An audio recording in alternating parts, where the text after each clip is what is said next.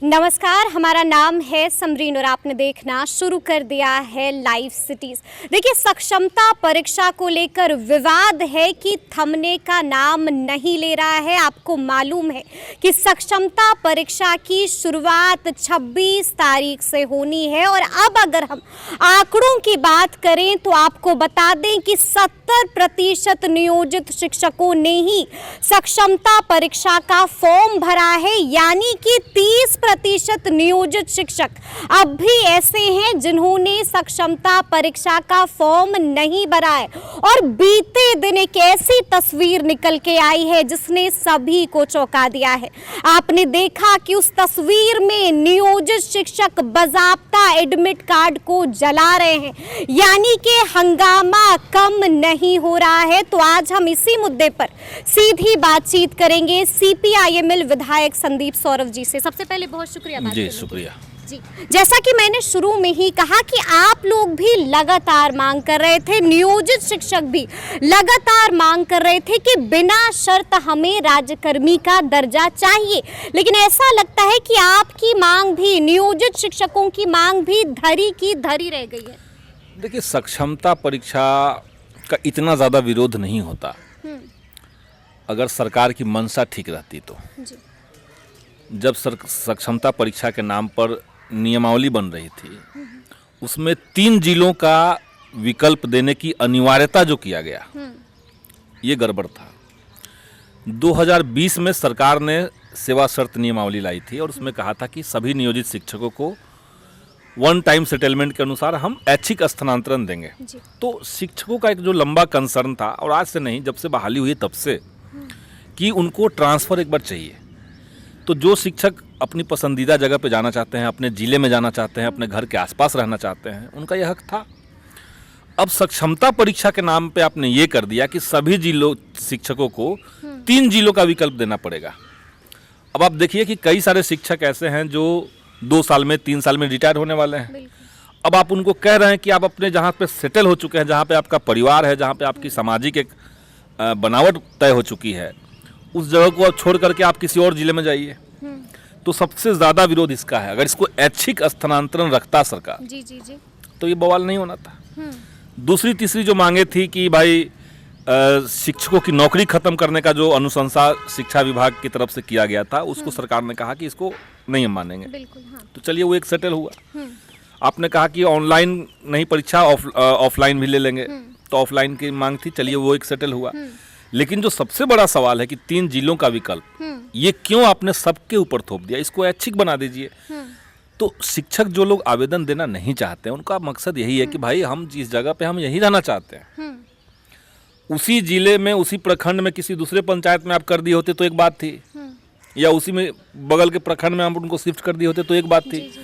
अब आप जिला उनको ट्रांसफर करवा रहे हैं, यानी आपकी मंशा वही है कि बक्सर के लोग जाकर के पूर्णिया में पढ़ाएं, पूर्णिया के लोग जाकर के बक्सर में पढ़ाएं। तो बक्सर वाले को बक्सर में रहने दीजिए, पूर्णिया वाले को पूर्णिया में रहने दीजिए।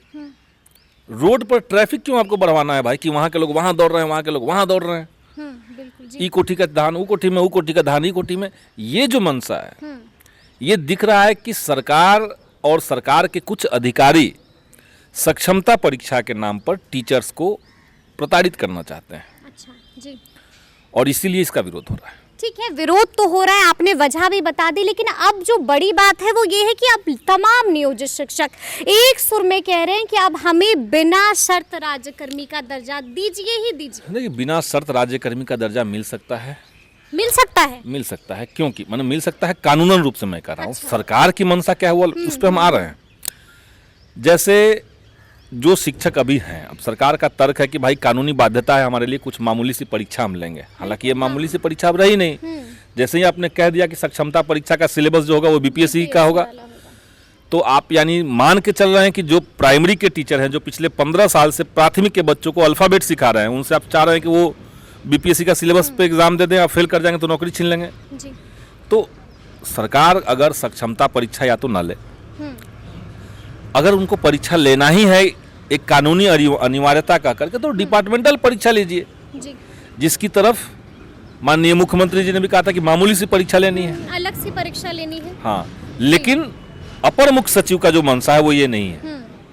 मुख्यमंत्री कुछ कह रहे हैं, विभाग के अंदर अधिकारी कुछ और कर रहे हैं। तो इसीलिए सक्षमता परीक्षा का एक शिक्षकों को उत्पीड़ित करने का एक माध्यम बनाने की तैयारी चल रही है और इसका हम लोग विरोध कर रहे हैं। अच्छा, आपको क्या लगता है 26 तारीख से शुरुआत हो रही है सक्षमता परीक्षा की, क्या लगता है क्या नियोजित शिक्षक सक्षमता परीक्षा देंगे या फिर खुलकर बायकॉट कर देंगे? जो लोग परीक्षा में फॉर्म भर चुके हैं वो तो ये सब जानते समझते ही फॉर्म भरे हैं। फॉर्म तो भर दिया है, लेकिन ये कह रहे हैं कि फॉर्म तो हमने भर दिया है लेकिन अब भी हमें बिना शर्त राज्यकर्मी का दर्जा मिले। नहीं, बिना शर्त राज्यकर्मी का दर्जा उनको मिलना चाहिए, मैं तो कह ही रहा हूँ। अब तो बहिष्कार तो नहीं ना कर देंगे एग्जाम का? अभी तो वही लोग बताएंगे। लेकिन आपके पास भी भीड़ लगी रहती है, लोग आते हैं संदीप सौरभ से मिलने के लिए, क्या कहते हैं, क्या मूड बना रहे हैं? हमने उनकी मांग को देखिए सरकार के पास एक बार नहीं 2-3 बार रखा। मुख्यमंत्री जी के सामने भी हमने बात कही थी। अभी जो नए नए शिक्षा मंत्री बने हैं फिर विजय चौधरी जी, इनके भी संज्ञान में दिया गया है। अच्छा। और अपर मुख्य सचिव को भी चिट्ठी मैंने लिखी थी। कब लिखी थी चिट्ठी? 15-20 दिन 25 दिन पहले। मतलब मुझे अभी ही आपने? हाँ, सक्षमता परीक्षा का पूरा डिटेल मैंने दिया था, मुख्यमंत्री को दिया था। जवाब आया आपको? कहाँ कोई जवाब आ रहा है। अच्छा। आप देखिए विधानसभा में इस बार हम लोगों ने ये भी मुद्दा उठाया कि भाई कोई माननीय सदस्य अगर किसी विभाग को कोई चिट्ठी लिखते हैं तो आपको कम से कम रिप्लाई देना चाहिए कि हाँ आपकी चिट्ठी मुझे मिल गई है, हम आपकी बात मानेंगे नहीं मानेंगे, लेकिन रिप्लाई भी नहीं। तो ये पूरी तरीके से अधिकारियों के मनमानेपन का शिकार बिहार की जो शासन व्यवस्था है वो हो रही है। अच्छा। और नीतीश कुमार जी इसीलिए जाने जाते हैं कि वो अधिकारी राज बनाना चाहते हैं बिहार में। आपने देखा है कि सदन के अंदर 3-3 बार बात कहने के बावजूद एक अधिकारी उनकी बात नहीं सुन रहा था। तो यही अधिकारी राज कहलाता है। अब इसका एक मैसेज है, मैसेज ये है कि तमाम विधायक ये समझ लीजिए कि जब अधिकारी मुख्यमंत्री का बात नहीं सुन सकता है तो आपकी क्या औकात है। अच्छा, औकात क्या है? यही मैसेज है ना इसका। जी। कि कोई विधायक की बात क्यों सुनेगा अगर कोई मुख्यमंत्री की बात नहीं सुन रहा है तो। अच्छा। और 3-3 दिन बिहार विधानसभा के अंदर मुख्यमंत्री कोई बात कह रहे हैं, तार्किक बात कह रहे हैं, नियम के अनुसार बात कह रहे हैं, तब भी कोई पदाधिकारी अड़ा हुआ है। ऐसा हुआ है जी। तो इसका एक मैसेजिंग है। मैसेज यही है कि अधिकारी जो चाहेंगे वो करेंगे। जब सीएम की नहीं सुन रहे हैं तो विधायकों की बात क्यों सुनेंगे? मतलब कि आप लोग भी अपनी बोलती बंद कर लीजिए, अपनी मांगे पॉकेट में रख लीजिए। यही चाह रहे हैं लोग। अच्छा। और इसके पीछे की जो राजनीति है वो भी मैं आपको बता दूं। जब महागठबंधन की सरकार थी तब भी हमने आपको कहा था कि शिक्षा विभाग के भीतर जो अपर मुख्य सचिव हैं वो महागठबंधन सरकार के भीतर सबसे सेंसिटिव डिपार्टमेंट में बैठे हुए बीजेपी के एजेंट हैं। मैंने उस समय कहा था। बिल्कुल कहा था आपने जी। और इसलिए कहा था और वो आज साबित हो रहा है। साबित हो रहा है कैसे? क्योंकि अभी जो बिहार में एनडीए की सरकार है जी। और बीजेपी का एक बड़ा मकसद होता है कि वो अपने साथ वाली जो पार्टियां हैं, जो घटक दल उनके साथ रहते हैं, उनको लगातार दीमक की तरह वो खाते हैं। अच्छा। दीमक जैसे टेबल को धीरे धीरे खत्म कर देता है, बीजेपी का वही प्रवृत्ति है। अब बीजेपी के दिमाग में ये बात है कि अगर मुख्यमंत्री की बात कोई अधिकारी लगातार नहीं सुनेगा तो मुख्यमंत्री का जो इकबाल है, जो उनकी पद की गरिमा है, वो जनता की नज़र में हास्यास्पद हो जाएगा। अच्छा। और इसीलिए अपर मुख्य सचिव ने मुख्यमंत्री की बात लगातार नहीं सुनी। इसके पीछे बीजेपी का एक टैक्टिक्स काम कर रहा है। लेकिन ये वही बीजेपी है जो के पाठक पर काफी फायर रहती है। आप कह रहे हैं एजेंट है बीजेपी। कहाँ फायर रहती है? अरे सम्राट चौधरी ने भी बहुत कुछ बोल दिया है। विजय सिन्हा भी इतना आक्रामक है। अभी सम्राट साफ कह रहे हैं कि छुट्टी होनी चाहिए, इलाज तो आप बताइए इलाज कर क्या करेंगे वो जी? आपको लग रहा है कि अगर वो फायर हैं हाँ? तो वो अभी तो डिप्टी सीएम तक आ चुके हैं पद पे। विधानसभा के अंदर मांग उठ चुकी है कि उन्होंने जो आउटसोर्सिंग एजेंसियों की बहाली की है बिना किसी ठेके का, उस पर जांच हो। तो अगर वो डिप्टी सीएम हैं और बार बार ये इलाज की बात कहते हैं तो शिक्षा विभाग का जांच करवा के देख लें। शिक्षा विभाग की जांच करवा के देख लें जी। क्योंकि के पाठक के आदेश से ही बिना किसी टेंडर का ठेका मिला सबको। और 1-2 पद नहीं, लाखों की संख्या में बहालियां होनी है। मैं आपको बता दूं कि बिहार के स्कूलों के अंदर आज के समय में करप्शन इतना ज़्यादा है कि स्कूल में आप जाइए, आउटसोर्सिंग एजेंसी ने वहाँ पे कंप्यूटर प्रोवाइड करवाया है, बाकरगंज में पता लगा लीजिए कि उस कंप्यूटर का कीमत क्या है, 12,000 10,000 का वो कंप्यूटर है, 70,000 जी उस आउटसोर्सिंग एजेंसी को उसके लिए पैसा दिया जा रहा मतलब 10,000 का कंप्यूटर 70,000 में है, दिया जा रहा है। अच्छा, मतलब ये कोई तथ्य के आधार पर बात कर रहे हैं संदीप सौरभ या अफवाहों की बात नहीं, मान रहे अफवाहों हैं? की बात कैसे है, हम लोग तथ्य है, सबूत है, तथ्य है ना। आप रैंडम जाइए किसी भी स्कूल में, जी आप जाइए और पता लगाइए कि क्या आपके विद्यालय में कंप्यूटर सप्लाई हुआ है। अगर वो हुआ है तो आप जांच कर लीजिए। तो क्या अपने शिक्षा मंत्री विजय चौधरी ये तो मीडिया का काम है। कुछ सबूत जो आप कह रहे हैं ये आपके तो पास है? नहीं, हमने जो सबूत दिया उस पर हम बता रहे हैं, लेकिन जी। ये तो मीडिया का काम है जी कि आप लोग जाकर के स्कूल में पता लगाइए कि जो शेड बन रहा है, जी जी जी जिसका खर्च मुश्किल से 60-70 हजार होगा, जिसमें कोई दीवार नहीं है, सिर्फ आप एक लोहे का डंडा गाड़ रहे हैं, उस पर टीन का छत दे रहे हैं, 4 लाख का आप पैसा कटवा ले रहे हैं। उसका 4 लाख उसके लिए शिक्षा विभाग से उनको मिल रहा है, आउटसोर्सिंग एजेंसी को। जी कंप्यूटर जो दे रहे हैं 70,000 का, 10,000 का कंप्यूटर है।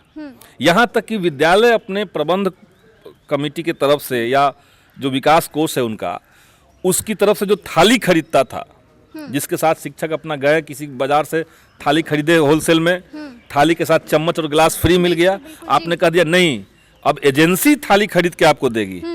तो एजेंसी का थाली देखिए, दाल टपक रहा है नीचे उस थाली से और कीमत डबल है। जी जी तो ये सब जो हुआ बिना किसी टेंडर का, जी इतना मुरेठा बांध करके इलाज करने में अगर इच्छुक हैं सम्राट डिप्टी चौधरी, सीएम, अच्छा तो इस पूरे चीज का जांच करवा ले वो। जांच करवा ले, मैं मतलब दावे के साथ कर रहा जी हूं जी जी कि बिहार में पिछले दिनों शिक्षा विभाग के अंदर जितना भ्रष्टाचार हुआ, हाँ। उतना और किसी विभाग के अंदर शिक्षा विभाग के अंदर भ्रष्टाचार, मुख्यमंत्री को सुना है ना, ईमानदार हैं के पाठक, हम आपको याद दिला दे, मुख्यमंत्री ने ही कहा नहीं। है। ईमानदार हैं कि नहीं है आप वो, कह रहे हैं भ्रष्टाचार तो हुआ मुख्यमंत्री है। क्या किसी जांच एजेंसी के लीडर हैं? सूबे के मुखिया हैं, सूबे के मुखिया हैं। जी। तो सूबे की मुखिया बिहार की जनता को ये बता दें कि क्या ये इस सूबे में ये नया नियम बन गया है कि बिना किसी टेंडर का आप ठेका कंपनियों को ठेका देंगे। पूरे बिहार में जितने सरकारी कॉलेजेस हैं, जी सभी कॉलेज में गेस्ट फैकल्टी को अपॉइंट करने के लिए अभी तक यूनिवर्सिटी करता था, उसके लिए यूजीसी का नियम था, जी उसके लिए बिहार विश्वविद्यालय चयन आयोग आपने बना करके बैठा हुआ है। लेकिन आपने शिक्षा विभाग ने क्या किया कि 4 कंपनियां तय कर दी। ये 4 कंपनियां हैं जो सारे यूनिवर्सिटी में, सारे कॉलेज में ये लोग गेस्ट फैकल्टी प्रोवाइड करवाएंगे। ये किया है कि नहीं किया है? ये किया है। जी तो क्या मुख्यमंत्री इसको अच्छा मानते हैं? अच्छा, आप मुख्यमंत्री से भी प्रश्न कर रहे हैं? कर रहे हैं। हमने जी। मुख्यमंत्री से आपको मैं बताऊं, पिछले साल विधानसभा में मैंने एक क्वेश्चन डाला था इसी मुद्दे पे कि बिना किसी टेंडर का इस तरह के ठेका कैसे मिल रहे हैं। मेरा सवाल रिजेक्ट नहीं हुआ, स्वीकृत हो गया। अच्छा, विधानसभा चलता रहा, हम इंतजार करते रहे कि मेरे सवाल का लिखित जवाब आएगा। तारांकित जी, प्रश्न था, जी, जी, जी। लिखित जवाब आता है। आज तक जवाब नहीं मिला। नहीं मिला इसका जवाब। अच्छा, इस बार मैंने फिर से सवाल डाला, इंतजार है कि जवाब मिलेगा। सवाल को गोलमोल करके लोग खत्म कर दिया, अच्छा, रिजेक्ट कर दिया, या पता नहीं क्या किया। जी जी जी अभी तक सवाल वो सदन में आया नहीं। मतलब संदीप सौरभ के सवालों से अब लोग डरने लगे हैं, अब डरने लगे हैं। सरकार डर रही है। संदीप सौरभ का सवाल सिर्फ नहीं है जी ये, बिहार में सरकारी स्कूलों को, सरकारी कॉलेजों को एक खास तरह की परिस्थिति में आप ढकेलना चाहते हैं। और एक और पॉइंट मैं आपके सामने कहना चाहता हूँ, जितने सरकारी स्कूल हैं, स्कूलों के अंदर विकास कोष का पैसा होता है, बिल्कुल। उसी तरीके से कॉलेज के अंदर उसका पैसा होता है। अपर मुख्य सचिव जब के पाठक आए, उसके बाद से किसी न किसी तिक्रम से जी स्कूलों का जो पैसा है उसको निकलवाया जा रहा है, कॉलेज के जो पैसे हैं उनको निकलवाए जा रहे हैं। अच्छा, और इसमें कई तरह के रास्ते बना दिए गए हैं। जैसे आप पाटलिपुत्रा यूनिवर्सिटी का किसी कॉलेज में चले जाइए, पटना में बना हुआ है, आपके लोग के नज़दीक पड़ेगा। जी आप पूछिए कि पिछले 1 साल के अंदर आपके कॉलेज का फंड की निकासी कितनी ज़्यादा हुई है। वाइस चांसलर के माध्यम से, प्रिंसिपल के माध्यम से, जो कि प्रिंसिपल की नियुक्ति गलत तरीके से कई जगह पे हुई है, जी जी जी इनके माध्यम से एक पूरा नेटवर्क बना हुआ है जो विकास कोष का पैसा निकाल करके कहीं ना कहीं यूज कर रहा है। मतलब आप बड़ी गड़बड़ी की आशंका जता रहे हैं। अच्छा, आपको हम आशंका बता नहीं दें, जता रहा हूं, मैं जी, सबूत दे रहा हूं। सबूत दे रहे हैं। तो क्या शिक्षा मंत्री को दिया ये सबूत? क्वेश्चन पूछा अगर हमने विधानसभा में, हमने कहा कि माननीय मंत्री शिक्षा विभाग या बतलाने की कृपा करेंगे, तो शिक्षा मंत्री जी तो पूछ रहे हैं। तो जवाब अब तक नहीं मिला। अच्छा, आपको बता दें कि बिहार में इस वक्त काफी बवाल हो रहा है। बवाल सक्षमता परीक्षा को भी लेकर हो रहा है और बवाल एस्टेट अभ्यर्थी भी लगातार कर रहे हैं। और आपने भी बीते दिन उनके पक्ष में एक ट्वीट कर दिया है। माजरा क्या है संदीप जी, क्यों हंगामा कर रहे हैं? देखिए, माजरा ये है कि हमने कहा कि सिस्टम जो चले वो तर्क से चले। ठीक है। कोई भी बहाली होगी तो बहाली से पहले उस बहाली में जो योग्य बच्चे हैं उनका चयन होगा। बिल्कुल। तो पहले योग्यता परीक्षा, फिर बहाली, फिर योग्यता परीक्षा, फिर बहाली, यही नियम होना चाहिए। 2019 में योग्यता परीक्षा हुई, STET हुआ। उस योग्यता परीक्षा में जो लोग निकले, योग्य हुए, उनके लिए TRE 1 हुआ 7वें चरण के तहत। उसके बाद 23 में फिर से योग्यता परीक्षा लिया गया, STET लिया गया, TRE 2 उसके बाद 2.0 हुआ। अब फिर सरकार ने घोषणा की कि हम मार्च अप्रैल में योग्यता परीक्षा लेंगे और अगस्त में लेंगे TRE 3। लेकिन जब सरकार बदल गई, TRE 3 अभी ही होगा, अगस्त में वही होगा 4.0। लेकिन पहले जो घोषणा हुआ था, जो कैलेंडर जारी किया गया था, वो अगस्त का था। आप याद कीजिए, TRE 3 पहले अगस्त में होना था।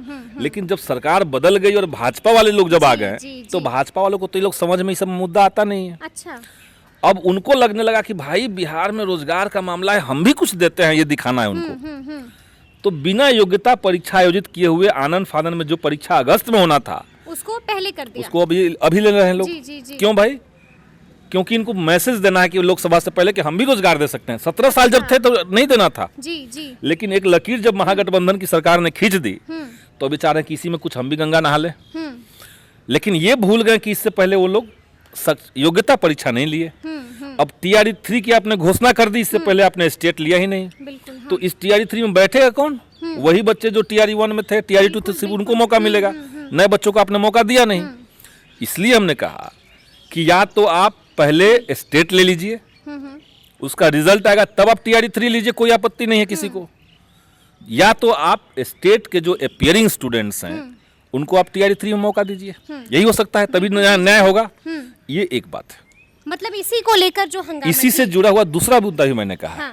मैंने ये भी कहा है कि महागठबंधन की सरकार जब तक थी तो हमने पूरा प्रयास किया कि आरक्षण को ठीक तरीके से लागू किया जाए, जो OBC SC ST के सीट्स हैं उनको भरा जाए। TRE 1 में, TRE 2 में, दोनों परीक्षाओं में SC ST और OBC के हजारों पद रिक्त रह गए। विभाग ने कहा कि चलिए TRE 3 जब हम लाएंगे तो बैकलॉग के तहत इसको भरेंगे। आज का अखबार में देख रहा हूं आपके सामने पड़ा हुआ है, TRE 3 की रिक्तियों की घोषणा हो गई, बैकलॉग कहीं पे नहीं दिया। तो हम लोग जो कहते हैं कि भाजपा वाले लोग आरक्षण को खत्म करना चाहते हैं, वो इसीलिए कहते हैं। अच्छा। कि भाजपा जब सरकार में आ गई तो जानबूझ करके बैकलॉग को खत्म कर दिया। तो जो OBC SC ST के जो अभ्यर्थी हैं, जिनका पद खाली बचा रह गया, उनको आप जोड़ना चाहिए था इस बार। आपने जोड़ा नहीं, क्योंकि आपकी मंशा है कि भाई OBC SC ST वाले का कोई वैल्यू नहीं देना है, उनको आरक्षण का लाभ नहीं देना है। अच्छा, मंशा है कि आरक्षण का लाभ नहीं देना है। हम तो मंशा पे सवाल उठाएंगे। हमने जब देखा सवाल आपने कहा कि हम तो मंशा पर सवाल उठाएंगे, आपने स्कूल टाइमिंग को लेकर भी सवाल उठाया संदीप जी, लेकिन अब तक लिखित आदेश के पाठक का जारी नहीं हुआ है। तो ये किसके लिए, वजह क्या है? ये किसके नेतृत्व की कमी दिखाई दे रही है? इसमें हम लोग का क्या कमी है? हमने ये तर्क दिया था मुख्यमंत्री जी को कि भाई देश में राइट टू एजुकेशन एक्ट चल रहा है। उस एक्ट में ये लिखा हुआ है कि बच्चों को स्कूल के अंदर कितने घंटे तक पढ़ना चाहिए, कोई सरकारी स्कूल कितना दिन खुलना चाहिए। तो मुख्यमंत्री ने तो कह दिया था। ये सब राइट टू एजुकेशन में है। बिहार के स्कूल उससे ज्यादा दिन खुलते हैं, उससे ज्यादा घंटे तक पढ़ाई होती है बिहार के स्कूलों में। जब ये सब चल रहा था तो आप सुधार बाकी जो करना था वो करते। लेकिन जब बिहार उस क्राइटेरिया को पहले से ही फुलफिल कर रहा था, आपने छुट्टियों में कटौती कर दिया, अपने स्कूल का टाइमिंग बढ़ा दिया, जो केवल टीचर के खिलाफ नहीं है बल्कि बच्चों के भी हित में वो नहीं है। और इस पे देश के अंदर 1-2 कमेटी नहीं है, कई कमेटियों ने कहा है कि बच्चों को आप ज्यादा बस्ता मत दीजिए, बच्चों को आप 8-8 घंटा मत बैठाइए स्कूल में। ये कई कमेटियों का सिफारिश है। तो जो व्यक्ति शिक्षा को लेकर के संवेदनशील रहेगा वो इस तरह कदम उठाएगा ही नहीं। लिखित आदेश। लेकिन एक सनकी अधिकारी ने कह दिया कि सनकी अधिकारी, मैं बता रहा हूँ, 9 से 5 उन्होंने कह दिया जी। मुख्यमंत्री ने कहा कि नहीं नहीं 9 से 5 नहीं चलेगा। 3 दिन सदन में कहा, उसके बावजूद अधिकारी नहीं सुन रहे हैं। अच्छा।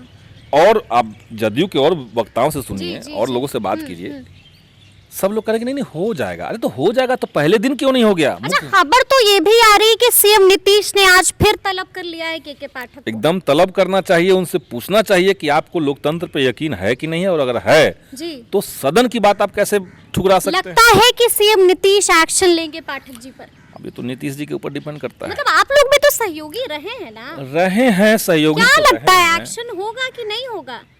देखिए एक्शन हो न हो वो बाद की चीज है, हम 2 ही चीज चाहते हैं। हाँ। हम एक चाहते हैं कि सीएम पद की गरिमा बनी रहे। आज सीएम नीतीश कुमार जी हैं, कल कोई और आएंगे, लेकिन पद की गरिमा बनी रहे, एक चीज हम ये चाहते हैं। दूसरी चीज हम चाहते हैं कि चूंकि सरकार ने ये घोषणा कर दिया है कि हम कुछ कुछ विभागों में जांच करवाएंगे, बिल्कुल। तो हम सरकार से यही चाहते हैं कि उसमें एक शिक्षा विभाग आप जोड़ लीजिए। क्यों जोड़ लीजिए? क्योंकि आपका एक क्राइटेरिया एक तो ये है कि हम जदयू के मंत्रियों का नहीं जांच करवाएंगे, सिर्फ आरजेडी के जो मंत्री हैं उनका जांच कराएंगे। अच्छा। उस लिहाज से आपका शिक्षा विभाग भी ठीक है, चंद्रशेखर? शिक्षा विभाग भी आपका उचित है। वहां भी आरजेडी के मंत्री थे। आरजेडी के जो उस समय मंत्री थे प्रोफेसर चंद्रशेखर साहब, वो खुद ही मांग कर रहे हैं कि हमारे विभाग का भी जांच करवाइए। अच्छा, मतलब उनको भी बड़ी गड़बड़ी की आशंका हो रही है। क्योंकि जितने गलत फैसले लिए गए, एक फैसले में भी उनकी सहमति नहीं ली। मतलब लग रहा है आपको कि अगर जांच होगी तो फंस जाएंगे पार्टी? करवाइए, हम तो मांग करते हैं सरकार से जी कि जांच करवा लीजिए और दूध का दूध पानी का पानी कर दीजिए। तो आपने सुना क्या कुछ कहा है संदीप सौरभ जी ने, तो ये पूरी बातचीत आपको कैसी लगी है कमेंट करके हमें ज़रूर बताइएगा। तो इस तरह के तमाम अपडेट्स के लिए ऐसे ही हमारे साथ बने रहिएगा और देखते रहिएगा लाइव सिटीज़। बहुत शुक्रिया।